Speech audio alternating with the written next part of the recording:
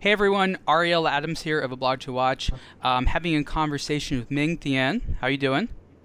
Great, thanks. Thanks for having me on. You are a lot of things. You are a watch collector first and foremost, and you decided to take your hobby in the direction of actually releasing a watch. That's something that some people do, not a lot of people do. How did you come to that decision? I don't think there's a short answer to that question. I I think know, I every know. every collector, kind of dreams of having their own brand or their own piece or, at least something individualized because that's fundamentally at the core of why we collect, isn't it? We want something special. And it's like a disease. You just keep looking for the things that are more and more and more special, and eventually it doesn't quite do it for you anymore.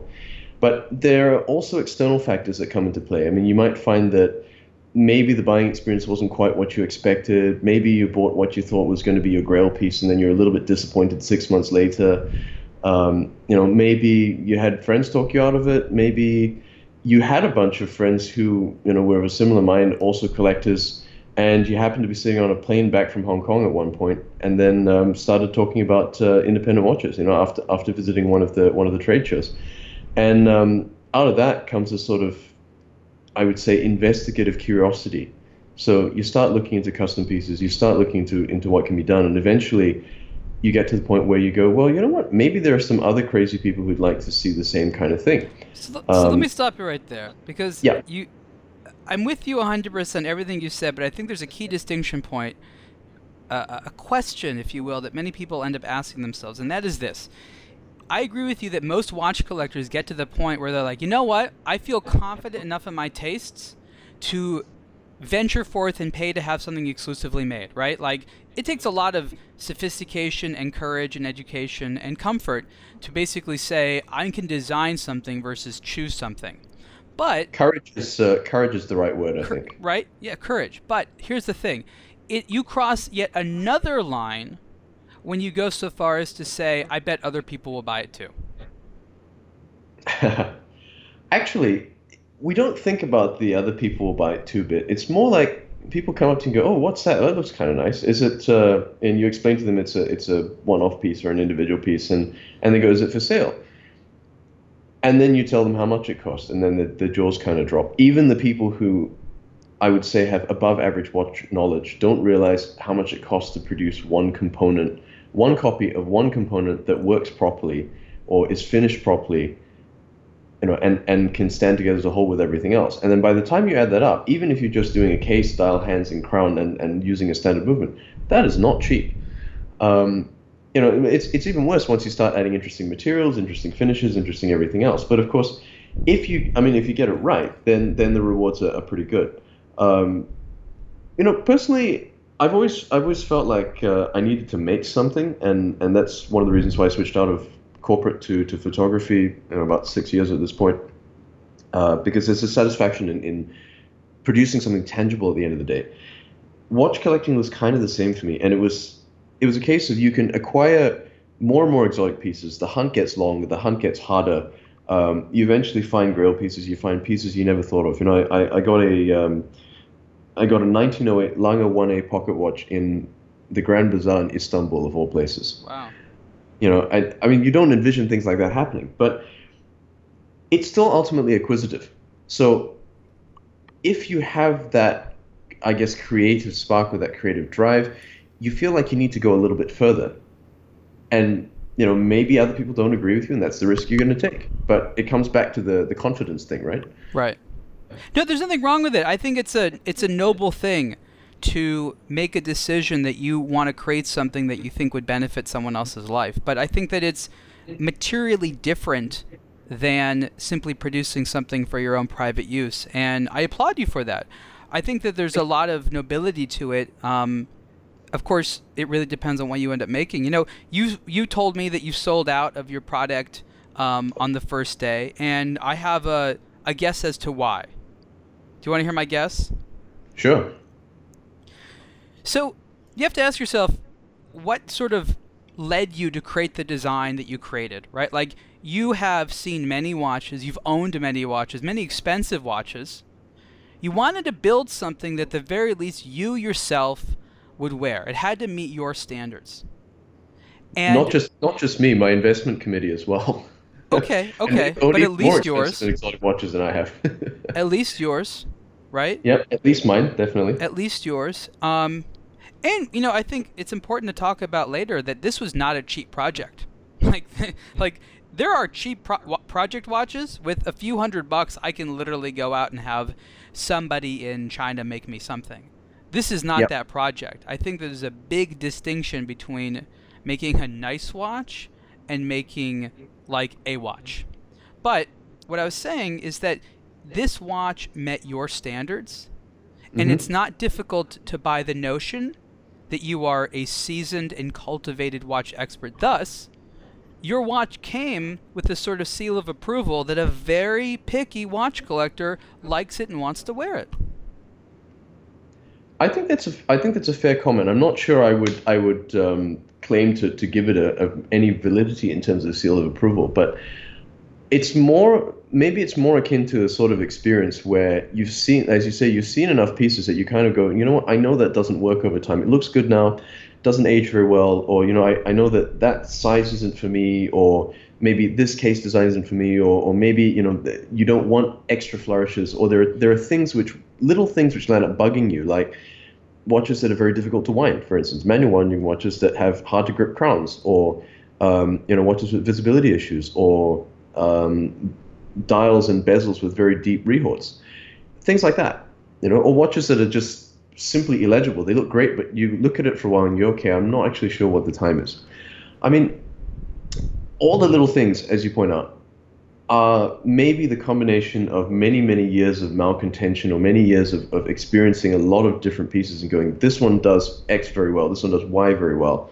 And then there's the degree of subjectivity which says, you know what, I'd like something which I can wear on a daily basis. I can wear that doesn't look out of place with shorts and a t-shirt, doesn't look out of place with a suit, but it's not your conventional expectation in terms of, okay, it's a sort of metal bracelet sports watch, or it's a traditionally dressy, I guess, Calatrava type strap watch, for one of a better. So let me cut you off again.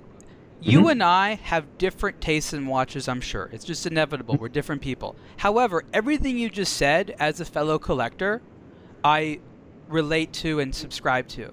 And so I think that what collectors do is they develop these rules for what makes a good watch. And if they themselves go so far as to make a watch, they're going to make damn sure that that watch checks off as many of their boxes as possible, if not all of them.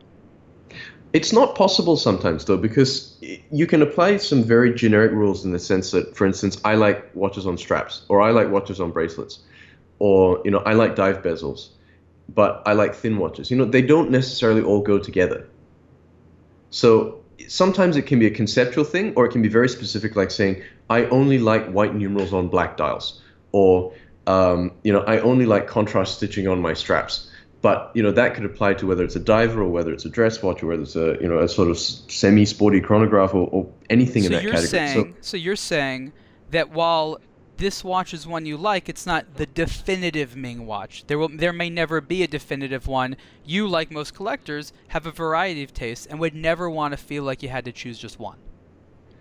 Isn't that? I think that's the whole beauty of collecting, isn't it? I mean, we have different moods, we've got different preferences, we have different objectives for the day, we dress differently. The joy is in being able to look at different things and say, you know what, I feel like that today. I mean, even if you're going to buy a watch and you said, I would only be able to buy one watch for the rest of my life, and it's the hypothetical question that every collector asks, what would that be? I think that you go through various stages of going, I want something robust and indestructible, therefore I want a sea dweller.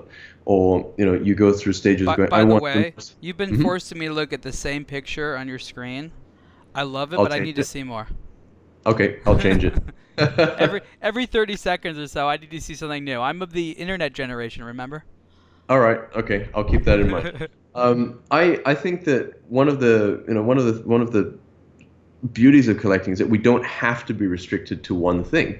You don't want to say, I'm going to put all my eggs in one basket and buy 1 minute repeater, and then that minute repeater is the one thing I own for life, and then it's broken, and then I'm very sad.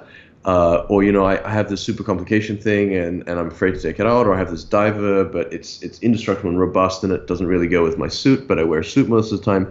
So it is a personality thing. I mean, personally, I think this watch is as close as I'm going to get to something fairly universal that can be worn with many different things and has very many different personalities depending on which dial and strap color.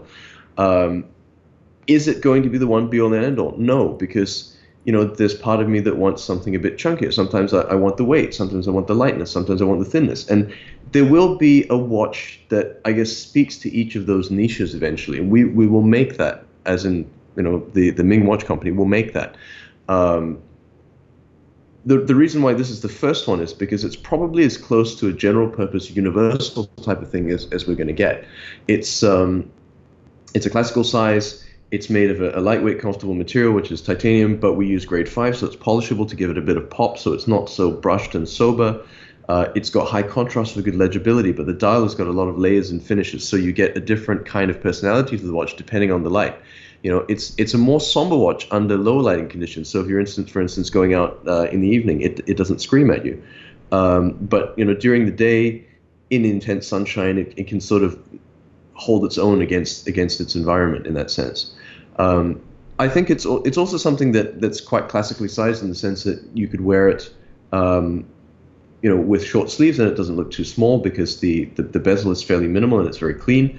But at the same time, the proportions are such that with short lugs, it works on small wrists, it goes under suits, goes under shirt cuffs, and it doesn't look out of place transitioning from one to the other. So in a way, yes, it's probably as close as we're going to get to a sort of universal kind of design.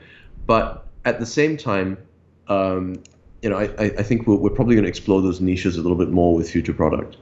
You're talking about future product a lot, and a lot of people, when they come out with their first watch, they tend to just talk about that product. Is there a reason why you keep talking about the next steps already, even though this one, was just released? I'm just curious. I'm not saying it's a bad thing. I'm just saying it's a little different than what I think people are used to. I think maybe I should give you some background about the rest of the team. I mean, we come from, firstly, we're all very experienced watch collectors. I think there's something like 80 years of collective watch collecting experience between us. That you counted even amuses me. Yeah, we were curious. I mean, and one chap is in his let's say later years, so he's got the jump on us. But there's a lot of experimentation we've gone through to get to this point, and I guess curation of preferences. Now, whilst that curation of preferences is fairly mature, we also know that we have different likes and dislikes, and we also have this, I would say, common entrepreneurial streak because we've got three company CEOs in the group, and two of them are founders as well. So we landed up pulling in a bunch of very entrepreneurial people who, I think all of us are inherently a little bit malcontent. So we want to keep pushing and see what else can we do next. Did it take this many smart guys to start a watch company? No. So what's up with all the talent? It obviously doesn't. I mean, there are so many very successful watch companies that don't have too many cooks. In a way, having too many cooks can be a problem because everybody's got an opinion, and we can justify that opinion in any number of different ways. But to come back to your question of forward-looking and why do we keep talking about future product? It's because we believe this is not a one-off project. We're building this like a brand. We're building this with the intention that in the next 5 years we have a mature product lineup. I can tell you now that the reason why I'm talking about future product lineup is because once this was done, the minute we signed off on the design and everything went into production, I started on the next one. I want to see what else can we do. It's a completely different type of watch. It's a completely different, I wouldn't say completely different design. It's got the key design elements, and our DNA is in it, and it would be very recognizable. But it's a completely different type of watch. I have a question. Mm-hmm. So, bunch of guys come together, all love watches. How is it that you got your name on there? And I guess I am assuming there aren't other Mings in the team. Well, there's a Ming with an E, but different spelling. The main reason is because I'm doing all the design work. So this is your design? Design cannot be by committee because then it ends up being an average. You know, No, it's a I agree compromise. with you. You can't do design by committee. I'm just saying, I didn't know that you also were a designer. You illustrate and things like that? This, well, let's say the final translation to the CAD models and the 3D models was done by our partners. Okay. But all the 2D renderings, the plan views, the measurements, the dimensions, everything was done by me. Wow. Did you have those skills already, or did you have to develop those skills? I guess I had them previously from doing other design consulting work, but this was something I think this project pushed me in terms of firstly visualization and secondly trying to imagine how different materials would interact and how different proportions work at different scales and under different light. And it's not something that I think it's not something that you actively consider until you have to actively consider it. But we actually thought about doing a more mass market version initially. I mean, this design, looking at some of the feedback we get on the forums, has been pretty polarizing. And legitimate questions people ask are like, why do you not have a black strap? Well, because it's boring. No, it's not to say we won't have a black strap in future, but for this, I think it's necessary to just give it a little bit of difference. You want to know what? I don't want it on a black strap. You don't want a black strap? No. Okay. I'm with you on this. We felt that doing it to a mass market average, like what do people expect in a watch of this price? That becomes a business plan. It becomes something very cold. And it's not exactly why we wanted to make a watch, and it's not why we got into watches ourselves. So that went out the window. It kind of sat for a couple of months, and I came back and said, look, you know what if we just make something we want to wear, see if it sells? And I guess it did. I think that comes back to the first point, making something for yourself in which you're happy with the design, you're happy with the proportions, and saying, you know what, I can defend all the design choices. That leads to a very coherent product. Well, hold and on. I think you need to talk about this topic more, because I think it's very different to be kind of creative director and actually do the design. And I think that a lot of watch lovers might find themselves in a position where they're fortunate enough to afford or have the resources to make their own watch, but they also find themselves not being designers and don't know what to do after that. I think that you having the ability to visualize this design, yes, others might have helped industrialize it, but to visualize what you wanted, that's a key component. Like, I don't think you can gloss over how important that was. I guess part of the point I'm trying to make is one of the questions I want to ask you later is, are we in the era of every collector starting their own brand, or is doing that correctly still very hard?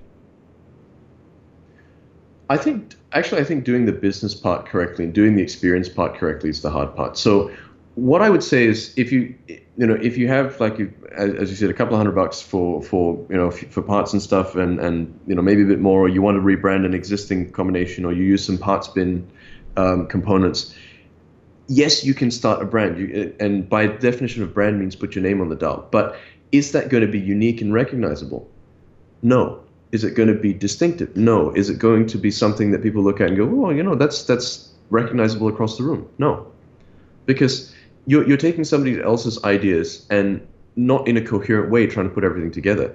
My guess is my ability to visualize comes because I spend so much time doing it as a photographer that I kind of can see things in my mind and go, you know what, this should go here, that should go there. The watch design in itself is like a composition. So the whole thing has to be balanced. It's got to have a focal point. It's got to have hierarchy of structure, so that you see the hands first, you see the markers next, and then everything else is secondary. So you can always read the time. But at the same time, you add some layering to that so that it continues to hold visual interest, and then you make that layering change depending on the light falling onto it. So you get a very different feel for the piece, and you work in 3 dimensions instead of 2, which is another complication. But you also have different media. I think. Okay, I got a little bit off track with the design stuff there, but going back to the question.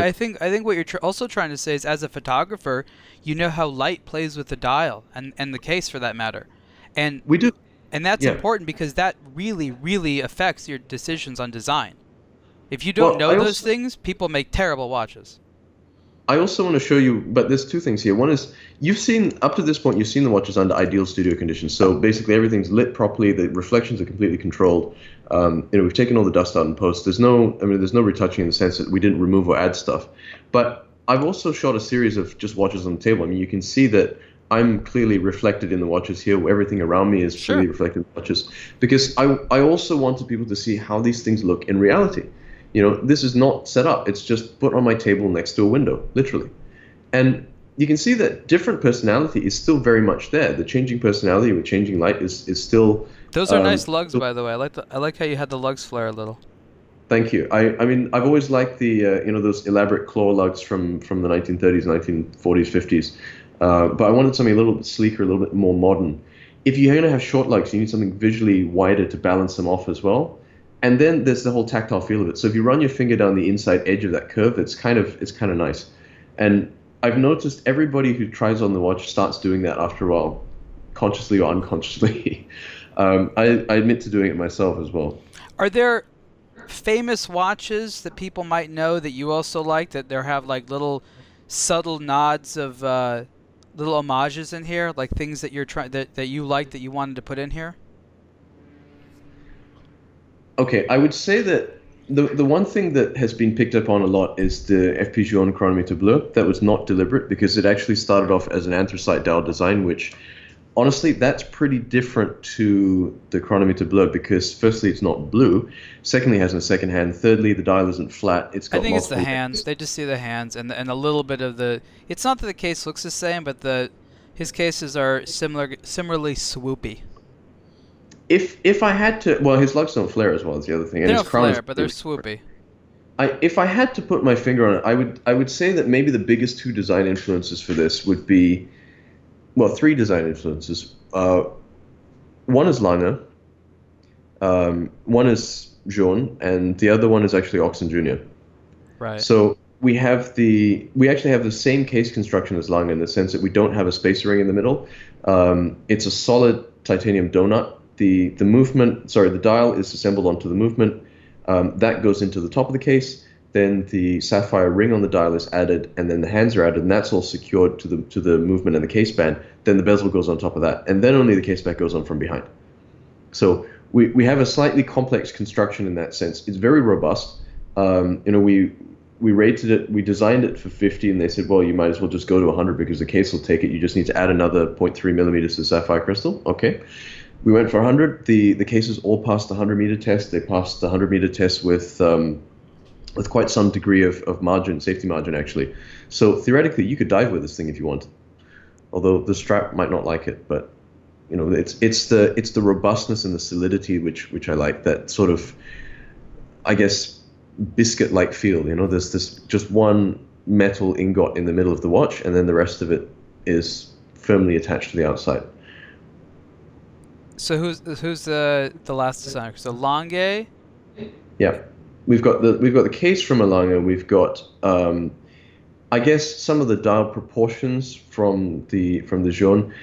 The reason why I say Oxen Jr. is because I designed a couple of custom watches with them, which increasingly got more and more, let's say, Custom. Custom. Yeah, custom is a good term. And they sort of pushed the edges of what I would consider in terms of design. So the ring elements came from there. The 0 instead of 12 came from there. Actually, the hands came from there as well because the hands that I used on the Oxen Jr. were just plain sticks. But I wanted a little bit more weight in the middle, so we extended it to surround the pinion.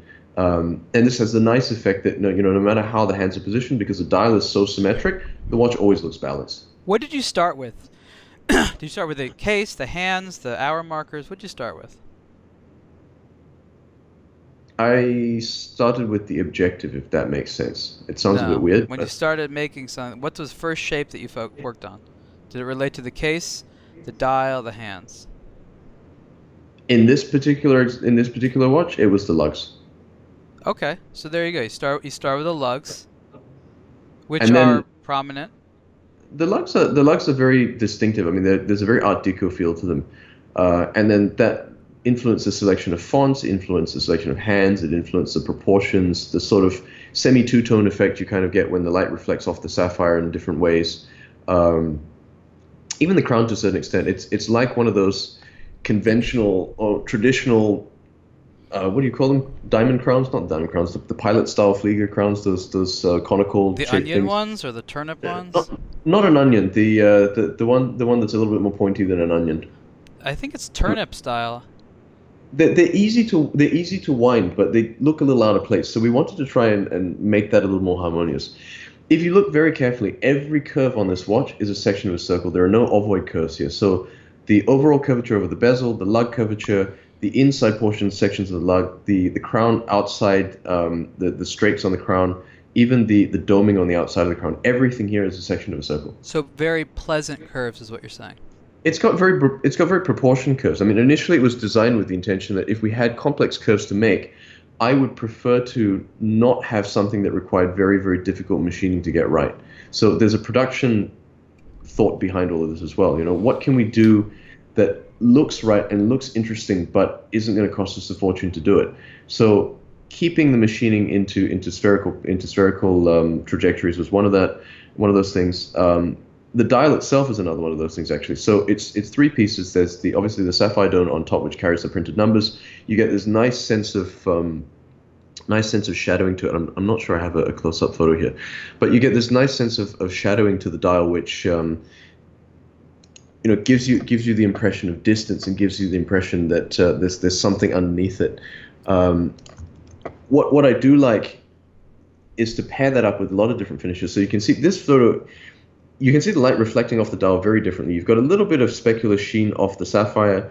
You've got the circumferential brushing off the outer ring underneath the numbers, which makes the numbers easier to read. You've got the sunray brushing off the inside portion of the dial, and you've got the effect of that print on top, which is it's an opaque print over the sunray brushing. So you've got 1, 2, 3. Interesting. So that's how you did it. I was wondering how you did that. So there's an opaque print, like an ink? Yes. It's like an ink. Let me find one of the close-up shots, and I'll just punch into it, and you can see that a little better. That's fast. If you could have done a machine engraved, like a guilloche machine, would you have done it? Doesn't look the same. Well, of course, but I'm just saying. If you... we could have done it with a laser, but it doesn't reflect light in the same way. No, so the laser one's awful. The surfacing is awful. This is a great way. I'm just saying, if you... It would have been, of course, a different design, but if you could have had... I'm saying, do you appreciate the technique of the traditional machine engraving, or is this something that you find superior? In the right place. I think in the right context, I would go with machine engraving. The thing is, this design is modern and quite clean, so I would rather not put a machine engraved surface into it because it feels a bit too archaic for the rest of the design language. These are legitimate responses. I think it's interesting because a lot of people are going to think they're going to be reminded of that technique, and they're going to wonder if that's what you're going for. You're trying to do something different. No, I think it's interesting. It's important to explain it. Not at all, because that technique is very traditional. It's very beautiful in the right context. It wouldn't work here because, firstly, the pattern we've gone with cannot easily be machine engraved. It would have to be laser engraved. You can see that it's got these weird square edges to it. Right. And secondly, it wouldn't have the same effect. It doesn't have that same sort of Art Deco but modern and Teutonic effect. Tell me about the hour marker ring. That's one applied piece, and it hovers a little bit above the base dial, right? Okay. I'll punch into the same shot again because you can see it better. It's on a piece of sapphire, so there's a sapphire donut around the outside, and okay. the hour markings and track are printed on top of that. Okay, so I see. That sapphire in turn is mounted 0.3 millimeters above the dial surface, and you can see that it makes the numbers hover. And it's hover. a sapphire donut, right? It's a sapphire donut. So the center where you have that printing is all exposed. It's just the hands float above it. Yes, the center is cut out for two reasons. One, because it's actually easier for us to reduce the height of the watch that way. You can see the hour hand actually sits at the same height as the numerals. Yeah. And two, we couldn't actually make it that much higher because you can see we're running out of cannon pin here at this point. So we just don't have any more extension to the hand. But at the same time, it also allows me to reduce the rehort distance. You can see at the side, the rehort's extremely shallow, which is one of the things I think. I agree. I love that. I hate when it's nice deep. and refined. When it's too deep, it looks so crappy. Yeah, so it gives it a little bit of refinement. You can really see in this image where there's so many different layers of stuff reflecting off the edge here. It makes it look a lot more technical and complex and just, well, deep for want of a better word. I think a lot of people are going to be upset, but by the time they listen to this, they can't buy this watch. Well, so this is one of the things we've done. I think It would have been possible for me to take pre-orders for the second batch. You know, the way our watches was delivered, they're in batches of 100 because they take time to assemble and regulate. We have a 250-hour test program, and the watch is regulated in 5 positions. So even though there's no minute hand, the You minute just marking, reinvented Jaeger. there's no minute markings and there's no second hand. Um, you know, I like to be confident that my watch is telling the right time. So we still regulate it to as high a standard as we can. No, but we're having the watches delivered in batches of 100 because they take time to assemble, and this, you know, it coincides with various, I guess, industry breaks. And rather than taking pre-orders for the remaining batches, we have a registration list, which currently at the moment is 2 times oversubscribed. But on that registration list, basically, I'll just send out an email to everybody and say, look, we've got watches back in stock. First come, first served. I think that's the fairest thing to do that we can do for the collectors, because I can't go back now and say, look, you know what, the response is great, I'm going to make another 300 watches. It wasn't fair, because we said we make 300 and that's it. So this is the democratic way of saying, look, you still have a chance. Every time we get watches in, we'll just open it up and yeah. Okay, big question here. You're going to have to think about this carefully. Top 3 most frustrating moments of this project. Okay, number 1 was going with a box supplier out of the Far East. I know I'm in the Far East, but if there's Far East and there's Far East, you know, that was the box supplier. So I was thinking, you know what, it's a box. How it's far not... east are we talking? Well, it's out of China. Okay, but there's many box suppliers. That must have been a compelling decision. I'll be very transparent about where our stuff comes from. Our movement is from Switzerland. The final assembly and quality control is in Switzerland.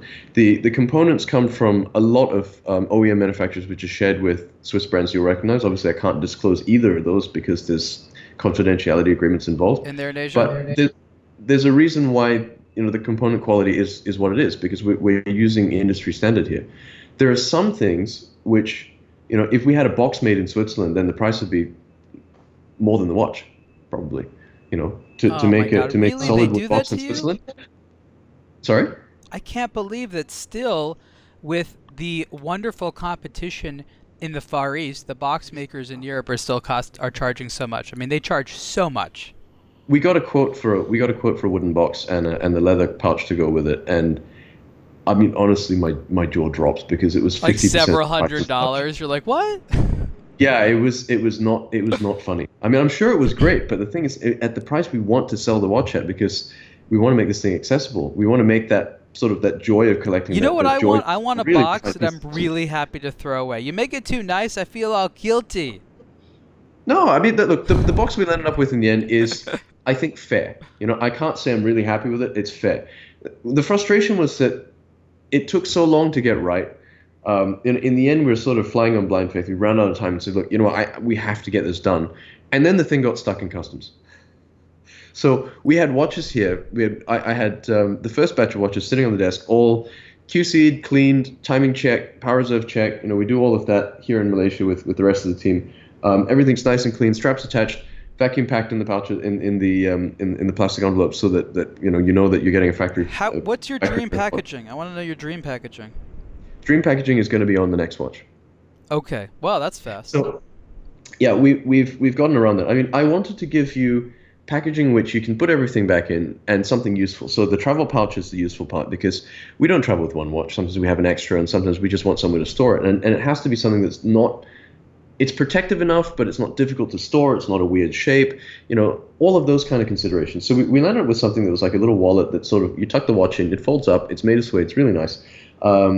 You know, but in the end, it landed up being a little bit larger and more elaborate than I think was strictly required. In fact, the whole packaging was a little bit larger and more elaborate than required. It's not efficient, and it's not as clean and refined as the rest of the watch. So the next packaging will actually be smaller than the current one. Aesthetically, it'll be quite different. It'll be lighter. It'll be easier to store.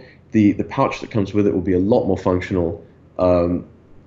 Yeah, let's leave it at that. I have to leave some surprises, but okay. I'm very happy with the way the next packaging is going. The other thing is, it turns out that the guys who make the box are about 5 kilometers down the road from where I live in Kuala Lumpur, and the guys who make the pouch, they do everything by hand in a little workshop 2 kilometers down the road from me. So It's fantastic. We've got no shipping issues, no duty issues, no customs issues. I can walk in and QC stuff. I can go pick my hides. I can pick the woods. It's great. You know. That sounds very interesting. Okay, so that's frustration number one was packaging. Yep. Number two. Frustration number two was I think trying to settle on a final design because you go through so many iterations of the same thing. I mean, this one went through 6 major iterations and something like 50 plus minor iterations. And it can be little things like, do we have the inner ring or not? Is the zero round or is it oval? It's not the big things like, does it have a second hand? It's the little things like, which direction does the brushing on the crown go in? Yeah. And you're so close to it that you can't be objective. But at the same time, there's no wrong answer, there's no right answer, and you know that once you've signed off on that, it's ink and stone. You can't it's really change it. hard to make those decisions, though. Oh yeah, yeah. And I It's think torture sometimes, isn't it? at one point I had to just step back and say, look, you know what? I don't want to look at it anymore for a week. We're done. In the end, I actually had 4 months of wearing time with the prototype. We changed a couple of little things between prototype and final, but I think that sitting time really, really helped because it let me wear the watch in a lot of different environments and see that, what did I like, what did I not like, what needed changing. And I think we got the formula mostly right. If you want to know what we changed, the crown became brushed, and the case back became domed. So it's a little bit more comfortable to wear. It's easier to wind. It's not as aggressive on the fingers. Let's see, do I have a crown close-up? I must have a crown close-up somewhere. It's actually amazing how many things you got right the first time around. There we go. mean, I'll be honest, I haven't got to the point yet where I've wanted to make a watch in my name. Like, it could happen someday. I haven't got to where you are yet. But I do think about making a watch. And I've thought about all the steps involved, and I've gone through it with a lot of designers. And I think that you learn a lot of lessons in failure. And so what I'm impressed by is how many things you got right the first time, right? Like, yes, you said there's certain things you'd like to do a little bit different, and you have more ideas. But, and I haven't worn the watch, and I don't know offhand. But from what we're talking about, what I see, you've thought of way more than the average person selling a watch at this price point, or even a lot more. But the thing is, every choice has to be made, right? It's like, does the crown have 11 spokes or 12? Somebody has to make that decision. Right, but it's usually just some random person decides randomly, and there's no cohesive element because they don't know what else is going on the watch. Well, maybe it was a case of design by committee again. It's like one guy does the crown, one guy does the case, one guy does the exactly. But I feel like you can try and generalize and have a good average where everything is sort of right, or you can just say, look, I'm going to make it one thing and make it really focused for that one design goal or that one design intent, and that's what we did. How long did this design process take? Going on 2 years. Going on 2 years, so not quite 2 going years? on 2 years. Not quite 2 years, but going on 2 years. I'd say a good 20 months, at least. Did you ever have a point where you thought this could drag out much longer? Not really, because fortunately with this one, it's a fairly simple design. So it's not as though there are a lot of little details to agonize over. I think simple design is challenging in the sense that if you have if you get the proportions slightly wrong, it looks hideous. If you get it really right, you don't need a lot of elements. But I think most people don't know where to stop. And it's very difficult to know where to stop. I kept thinking, should we add more this? Should we add more that? Should we maybe hollow out the side of the case a little bit? Does the crown need to be more elaborate? Do the hands need to be more elaborate? Should we add another finish type on the dial? Does it need to be polish elements? All that kind of stuff. It's where do you stop? And one of the things I learned from having custom watches made with Oxen Junior, for instance, was that they said, you throw away all the stuff you don't need. Which is kind of true. You're left behind with the essence of what they consider their design. But they're a little extreme, let's be honest. Well, when I did mine, I put the markers back in because I like to I like to have a little bit more. How dare you? I know. Okay, so would you do it again? Would you do this entire process from day one again if you knew then what you know now? Yeah, because I think they're not major frustrations in the sense that they're good problems to have. The box thing was something where we got a much better outcome in the end. We have a much better outcome for the successors to this. Um, the design thing is because, remember, this is the first watch of a new line, so it also has to define the design language, which is going to go on to characterize everything else we do. If we do a pilot, if we do a diver, if we do a chronograph, if we do something avant-garde, all of those, the design language has to be able to be carried through all of those things so that it looks cohesive. I don't want a lineup where Model X looks very different from Model Y, and the only thing in common is the name. You have to look at it, and at least my objective is you have to look at one of our watches and go, that does not look like anything else. It can only be a Ming. Sure, but I think that goes without saying, for someone like you and anyone else like that. But I think it's worth mentioning to novices. I think you have a very special watch that requires many years and layers of experience to really appreciate.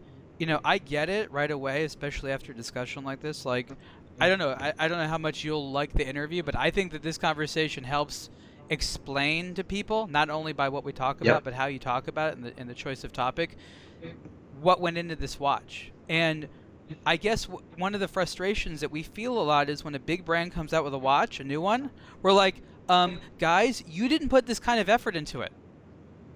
If Ming can do And it, you guys should be doing it several times a year. they're charging a lot of money for it too. I mean, one of the last question I didn't answer, perhaps you forgot to ask, was what was the final big frustration for us? Oh, I thought you were getting to that. It's the question of pricing and production.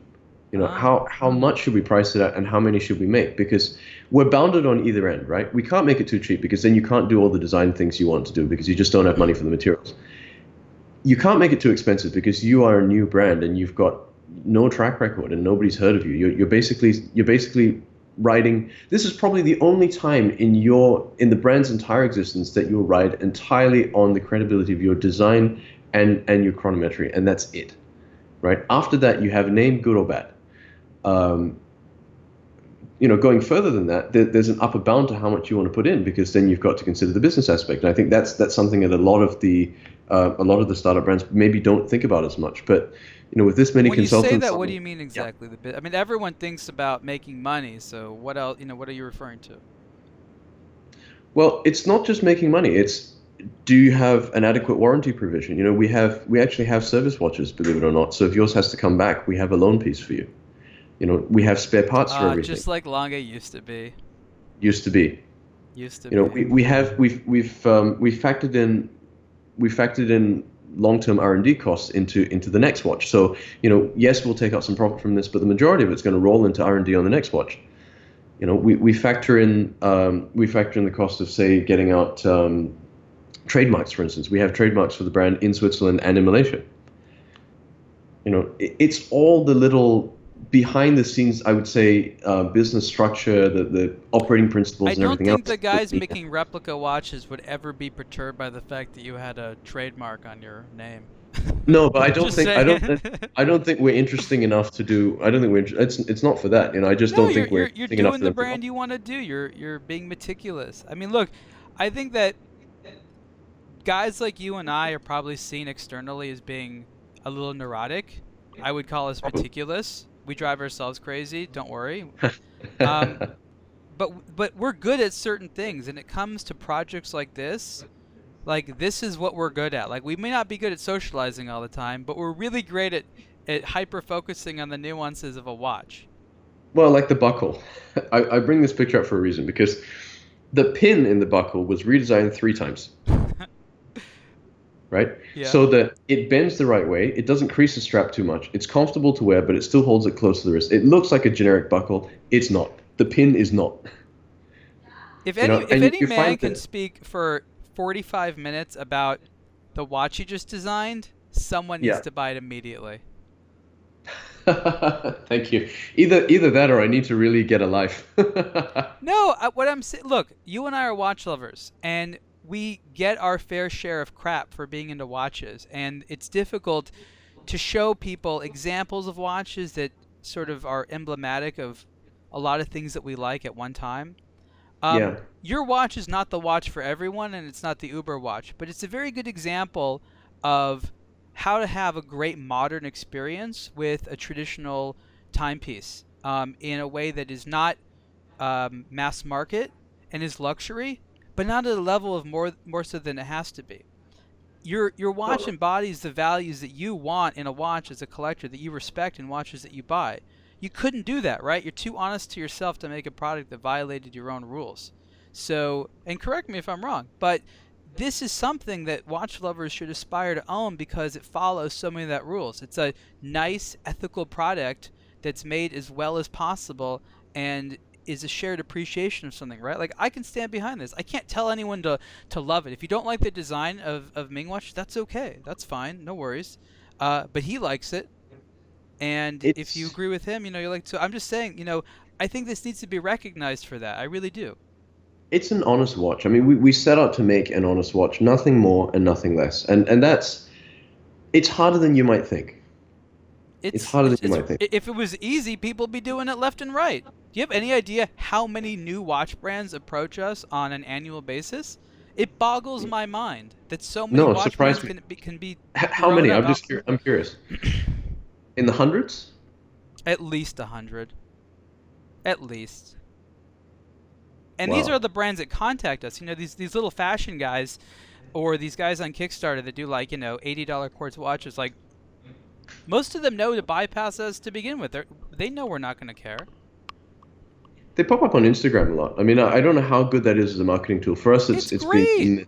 been Look, I'm not a fan of Instagram, but right now, yeah, get it while it's hot, because it's about to go away as being useful. fair enough. No, fair enough. We were actually quite afraid we'd get lost in the noise because there's so many. Hey, look at me, big. What's the word for it? Big attention getting watches with I would say immediately arresting features as opposed to features that develop and grow on you over time. I mean, you don't really want that because it's like the big noisy person who shouts very loudly and you pay attention to him and then you realize he's got nothing to say.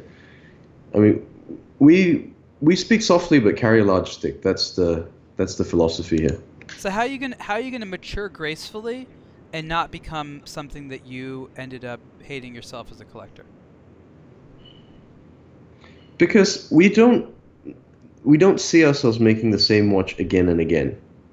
But the company is And not going to change. So how do you prevent growth turning into some of the politics and culture that have lent themselves to undesirable elements in the watch industry? actually, I think there's two underlying causes for this. One is the undying pursuit of ever greater shareholder returns year on year, and the unsustainability of that, because there are only so many people who can spend that amount of money or even more money every year. But beyond that, there's this fear, there's like this, I almost want to say corporate fear of doing anything controversial, because if you mess up, you're going to lose your bonus and you're probably going to lose your job. If you get it right, you might be a hero, but how many people want to take the risk? It's nice and comfortable otherwise. You don't want to rock the boat too But much. can't you reward risk a little bit more than they do?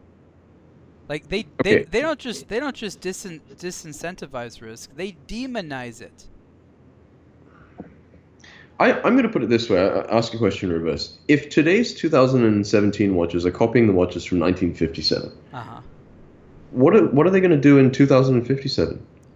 I've brought up this exact same question several times. I don't have the answer, and I'm hoping that they think about it. I don't know what the answer is either. So there's only so much back catalog searching you can do before you run out of back catalog. Yeah, you can't regurgitate regurgitated regurgitant. No. Sorry. So in the end, it becomes more and more diluted, and it loses its personality. It loses what made it strong in the first place. Now, a lot of these, I would say, influential designs can be traced back to one or two critical people. There's no design by committee, right? Genter and the offshore, the Royal Oak, Genter and the Nautilus, and so on. It wasn't a whole bunch of people making something that they thought would be safe enough to sell in reasonable numbers so that the shareholders would hit return. It was just, design X. Can I say something? Yeah. Really quick. You're right, but I'm going to ask a different question. I'm going to turn around a little bit. Aren't you stupid to invest in a traditional watch brand? Who are these companies that actually look at this and be like, this looks like a good growth market? Watches in general, or what, traditional watches, or Look, I'm just saying, there's a bunch of finance guys that run the yeah, big old watch brands that yeah, thrive on exclusivity and being a yeah, product that's super hard to make and annoying to make, and you can only make it in certain parts of the world, right? yeah. So, and you're investing it because of growth. Like, what the hell were they thinking? Cartier, I understand brands like Cartier. Cartier is a large, diversified company that needs a corporation to run it. But like Jaeger, does that need to be a corporate entity? What's up with that? Who thought that was a good idea? They probably thought it was a good idea because they saw each other, their colleagues and compatriots wearing, going, huh, you know what? If we're buying it, and my colleagues are buying it, why don't we just buy the company? But these are companies that pride themselves on responsible decision making. They hire, these accounting firms all the time, Deloitte, to do everything, to figure out how to clean the bathroom. They hire everyone to give them an ability to make good decisions. Yet they seem to be making a lot of really bad decisions. Why is it working out that way? Averaging. Averaging and compromise. So if you try and make everybody happy, it will make nobody happy. Is Because that you what they're can't. trying to do? Yeah, it's like somebody wants 2, somebody wants 3, somebody wants 5. In the end, you land up with 4.7, and nobody's happy. Look, I don't know that we'll ever come up with the answer, and maybe that's a It's big a part it's of it. a it's a product positioning thing. It's a design thing. It's a strategy thing. Can we I fix mean, that somehow? I just want to fix it. I really want the Swiss watch industry to go back to being able to make decisions of any kind. I look at it this way. I'm not going to go into that and try and change anything because I think you're just going to butt your head against a brick wall and come out bloody. Hey, you know what? One of these days, one of us watch collector advocates is going to do something. We're going to get elected to the Swiss government, and we're going to make a change in 87 years. The funny thing is I'm doing the same thing with Hasselblad now. So one of the photographers has landed up in the C-suite of management. So there's a lot of things that need doing. I mean, it's not a trivial job. It's a rewarding job, but it's not trivial. If I can avoid starting from that point with my watch company, I will. So I made it clear to the investors that from day one, this is not a democracy. It's run like a benevolent dictatorship because we need to have coherence in terms of vision. We need to have cohesiveness in design. A And Steve Jobs ship, if you will. no, I have license plates on my cars. Well, you know what I mean. That was his management style. It was his way or the highway. Basically, it's Biver's style too, to a degree. Not so much. I would say it's not so much dictatorial in that sense. I mean, there's collaboration in that if I'm not sure, I will ask, and quite often I'll just ask because So it's more I know that Singaporean. Singapore is not at all democratic. That's what I'm saying. Neither is your management style. I would say I'm probably further from Singapore and closer to perhaps Bhutan or something like that. Okay. I don't even know the Bhutanese government. All I know is that they're somewhere between India and China. Oh, the people are happy. The people are happy because they feel they get a say, but the leader's making decisions in their best interest. I hear it's a beautiful place to go. It is. It is. Um, okay, so we got to the three major headaches. Yep. So The third one. did we? We Yeah, didn't get to the third one, I did don't we? think we got to the third one. Okay, the third one. Oh, was No, it the third one was the pricing? pricing. It was the Pricing pricing. It was the pricing question. So I think We to never round talked it about off, yeah, to round it off, there's a question of how much are people willing to pay, and how much are you willing to risk, and at the same time, you have no brand equity at this point. You are selling purely on the basis of intrinsic value. Now, there's a second-hand watch shop in Hong Kong in Tsim Sha Tsui called Champagne Court where they have all of these watches just thrown in a window, right? In the same window, you'll I've see been a there. I know Vacheron exactly. I know skeleton. exactly what you're talking about. You know where I mean? You see Exactly. this Vacheron skeleton minute repeater. You see a pile of Richard Milles. You see some All old scrunched like, up together, warm and yeah, cozy. exactly. They're all mushed up together. You got 100 watches in a window. Everything ranging from $1,000 to half You're a being million kind. dollars. It's like 500 watches per window. Okay, it's the ultimate democratization of design because if what you put in there doesn't stand out, you're not even going to look any further. Forget the price tag. if the watch doesn't stand out and present it in the worst way possible, it really, really democratizes Because it. it's so bad and because it's so democratic, that's literally my favorite presentation style. Because you know why? Because you get to see how watches measure up against so many other watches, and the ones that are actually nicely made totally stand out. Yeah, and it's not the ones you'd expect. So we want to compete on that basis, but we have to have enough budget to make the material and to make the manufacturing process compete on that basis, but not so much that it's prohibitively expensive. I started collecting in the days, and my partner started collecting in the days when you could get a new Speedmaster for like $1,200. You could get a secondhand Submariner for about the same price. I mean, that's gone. You don't. I would say earning power hasn't moved commensurately with the price of watches at all. Hell In no. fact, the stuff now feels even more unaffordable than it used to be. I love how there's literally not a single Omega that comes out that I want that I'm like is anywhere near affordability. That's lovely for $18,000. Well, I would even bring the bar lower. I mean, for people who want to be interested in watches, or people who develop some interest following either popular media, or you end up having a They need smartwatch, under and you go, okay, under a I, thousand. yeah, I want something good. What can they buy? What can they buy that's not going to be hideous, that they're not going to regret later, and that's not going to either that or You spiral could them buy down. a Hamilton khaki, sir. That's not a bad watch. The bead blasted plain hand winding version is a pretty nice watch, actually. It's functional for what it is. It's honest. Yeah, it'll get boring Nomos, really fast, but it's a great start to a collection. but Nomos used to be in that category. They're not anymore. Nope. What is that? The latest Club Campus thing selling for? It's like $1,300, right? Yeah, they used to be under 1,000. Yeah. So there was a point where a Tangente was 1,000. A Tangente Power Reserve was like 1,100. That's gone. I feel like there's going to be the whole next generation of collectors who miss out on this joy of owning a really, I would say, an honest, decent watch at a price that doesn't give you, it doesn't give you serious buyer's remorse. So hold on a second. The price of the watch is what, $900? Yeah. Okay, $900. That, in the scheme of nice watches, is a pretty cheap nice watch, right? We've talked a lot about why there's a ton of things in there that makes it not cheap watch, but pricing wise, it's an inexpensive timepiece in the scheme of stuff. Now, you said that you had to first go and determine the intrinsic value of it, which is all kinds of different costs at this point. Yeah. Maybe you didn't make your entire investment back in this first project. Who knows? But the bottom line is that wasn't what you're trying to do with the price. I believe, and correct me if I'm wrong, you said, this is what it cost me to make, and then I need to have a reasonable margin, whatever that is, that if you made it fully transparent, you'd be like, hey guys, I'm allowed to make some money, and people would be like, okay, that's fair.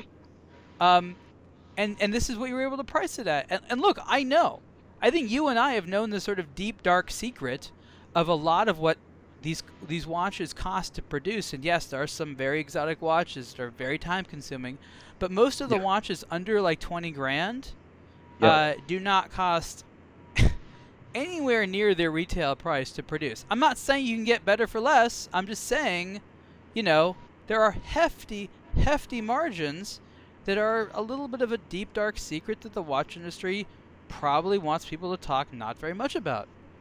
A lot of it is driven by the distribution structure, though. So I've been asked by people, and do we have physical places you can see the watches and all that kind of stuff? And I said, look, I can't do it. I can't incorporate a distribution structure into the margin, because if we do, the thing's going to cost twice as much at bare minimum. Yeah, if not This more. doesn't work, and it's not the same compelling value proposition it is.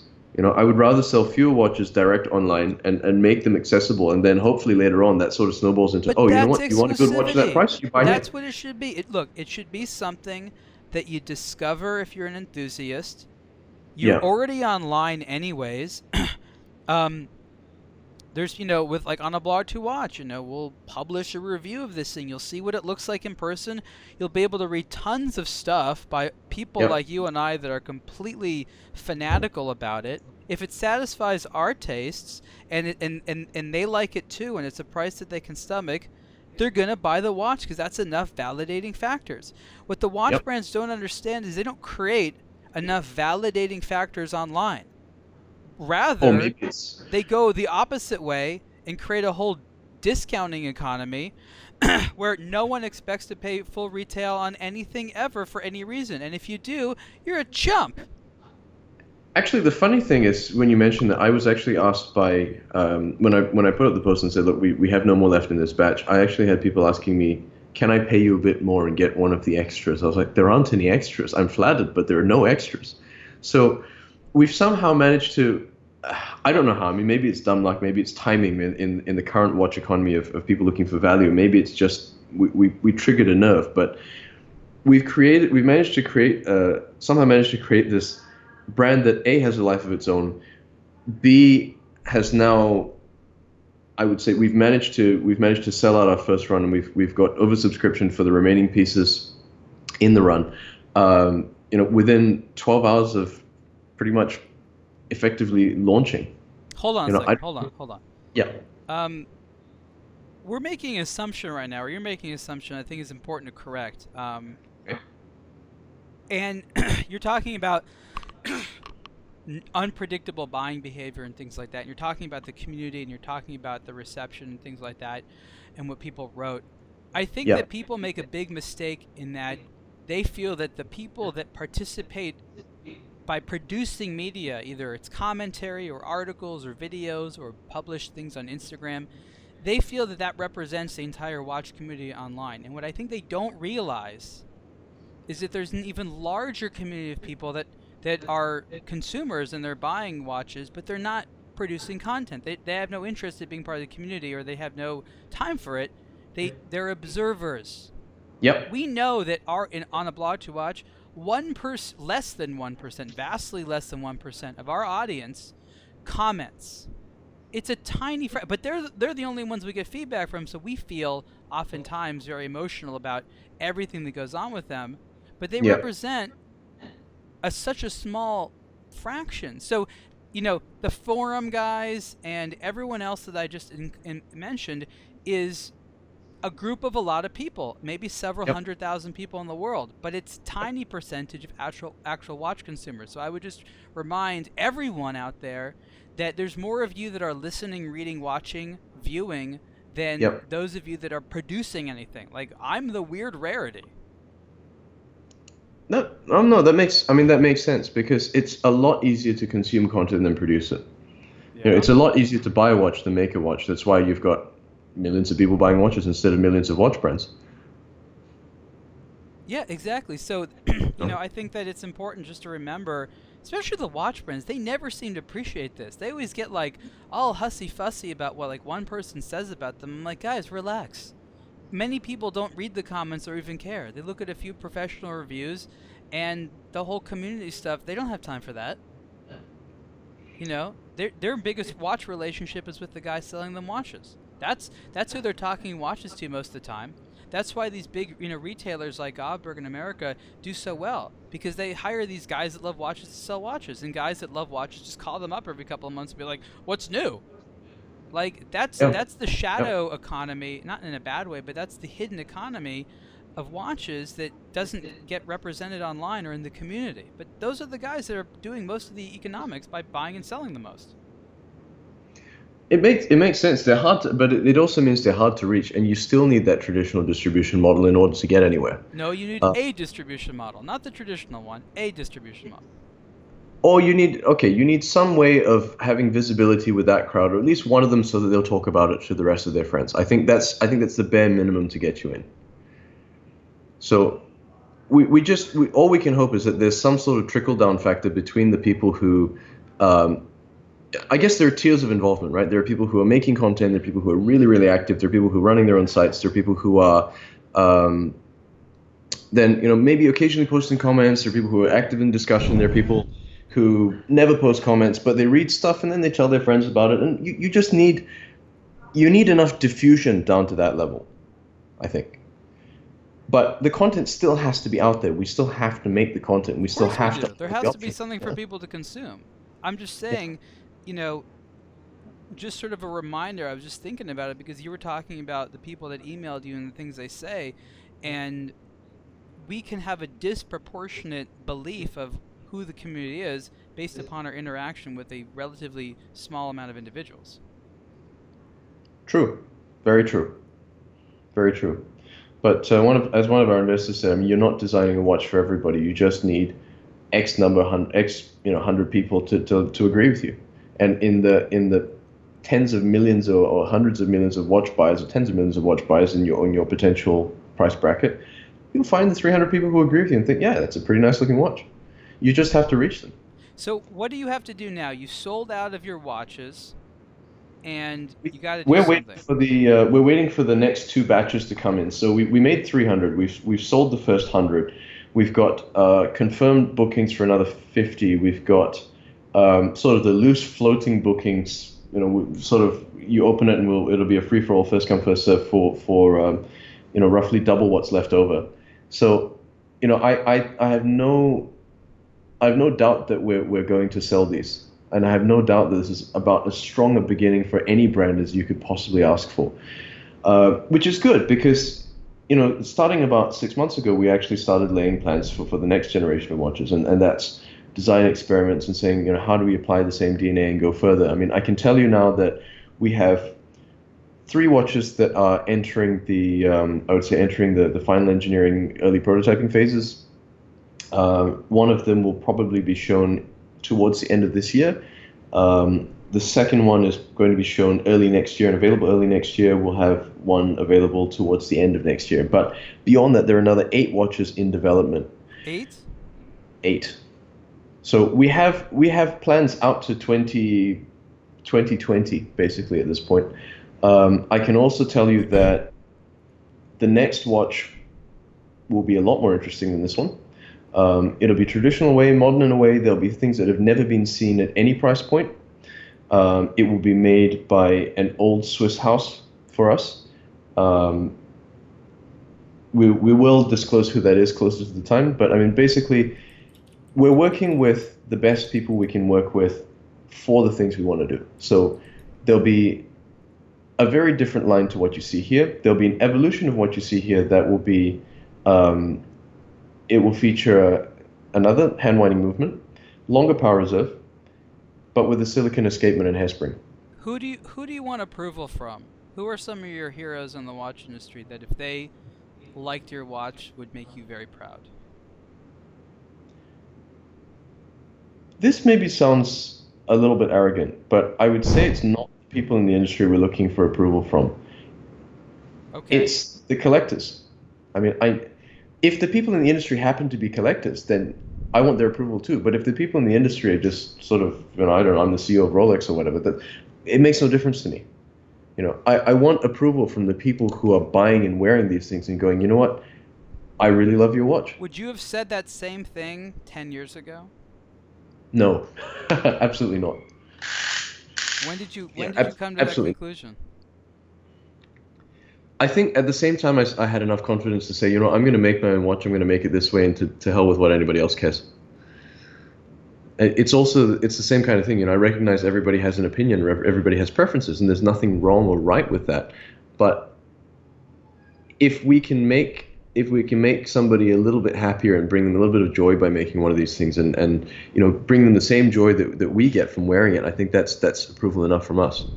Okay, very good. So we're going over an hour now, and I just know the audiences love to listen to this stuff, but I think maybe we should have another conversation now. I think the next one, if you agree, should be about when you started out as a watch lover, just what was going on at the time with collectors. You have some interesting stories. You were there when internet collecting and the internet collided, right? Pretty much. I mean, that was when we had people hosting dinners in their houses, and when you weren't really sure who you were meeting, and then it all turned out nice, and you realize there's a bunch of weird blind dates all the time. Yeah, pretty much, except instead of an awkward blind date, the people would bring along minute repeaters and grand sonneries and things like that, and occasionally you'd see some grand complications or some tourbillons or independent watches, and you go, wow. I have an interesting take on doing that conversation, but you know what, everyone's going to have to wait till next time. If you want us to have that conversation and you are somewhere where you can comment, let us know. Ming, listen, I think you've done a great thing with this. Thank you. It's not for every collector to want to go out and make their own product. I know that, so I really don't want anyone to be like, oh, do I have to make a watch now? No, you don't. And clearly this was a lot of very hard work. And Well, it's a lot of very hard work by the whole team because without, I think you know what, at this point I really have to highlight the most important thing the team brings yeah, may not be specific technical skills. Like it's not like some guy's an expert at, I don't know, 5-position regulation, right? It's giving you that little bit of confidence that you are on the right track and just pulling you back when your objectivity starts to waver. Because if you're staring at the same design for weeks on end, you go, okay, you know what, maybe that's not right, maybe that's right, maybe it's ugly, you know what, let's screw the whole thing. You need somebody who's one step removed but still believes in what you're doing and still believes in the intent of the project to pull you back and say, you know what, just take a break, stay the course, it's there. You know, without that level of support and how should I say this? Without knowing that you're making the right product for those collectors. yeah, you have like dozens of, I'll call them design epiphanies that you have to have in order to have this thing come together. You can't make all those decisions and realizations in one night. No, absolutely not. You know, it's a long process. So Ming.Watch is the website. Yep. You should check it out. I think that we'll be talking more about this. I'm very impressed, and I think that your story is very important. No doubt you've explained a lot of this on the website, but I do think that this conversation, if you agree, has shed a lot more light on what this project's all about. Definitely. I mean, otherwise it's a very long and dry read. But at least when there's some two-way interaction, you can approach it. You can ask me questions from the point of view of a fellow collector, and I can explain things to you that perhaps I might have overlooked in the Q&A. We have a pretty detailed Q&A and various bits of philosophy on the site as well to try and explain our watches better. Philosophy, that's great. I knew you'd put that on there, but come on, you're asking a lot of someone. They can spend just over an hour listening to an interview, which is probably something they can do while they're driving or doing something else, or Yep. be glued to the screen more than they want to be, because we're all glued to screens anyways. Yep. Absolutely. Last thing I want to say is basically this, and you have to, this is kind of your homework. You may have just invented, well, not invented, but further developed a new category. There are other watch brands that have been started by watch lovers and collectors, but you might have heralded in a new wave of them where you focus on a particular, I'll call it accessible price point or honest price point, if you will, but to get a certain degree of quality that is very uncommon, not necessarily unheard of, but very uncommon in this area. There are other individuals like you out there that do have honest watches, and they are available. But I think that you are pushing the boundaries of what's been possible in terms of access to suppliers and things like that, and I think you'll do that more. And I think if everything works out well, you'll open up the door to other small guys like you to push the levels of what their kind of independent watch can be in terms of design, production. You know, there are certain things today that are very much closed off from these types of price points, and they don't have to be. They just are because no one will do the work. Oh, nobody knows about them. That's also possible. People don't know what to ask. People don't know what to ask. I mean, one of the things we encountered was, you know, certain suppliers which we didn't previously have access to who did other components other than what we needed. And they basically said, well, nobody's ever asked us to do it. We can do it, but nobody's ever asked. Or nobody's ever thought to ask. But, you know, I've been a royal pain in the butt to my main production manager, and he's done a fantastic job. But you know, he said to me yesterday, you know, you've pushed us in a way that I would not have imagined. But the result is something that I'm really proud of. So, you know, let's go do the next one. That's fantastic. Okay, so we're going to end this one. Thanks everyone, and see you next time.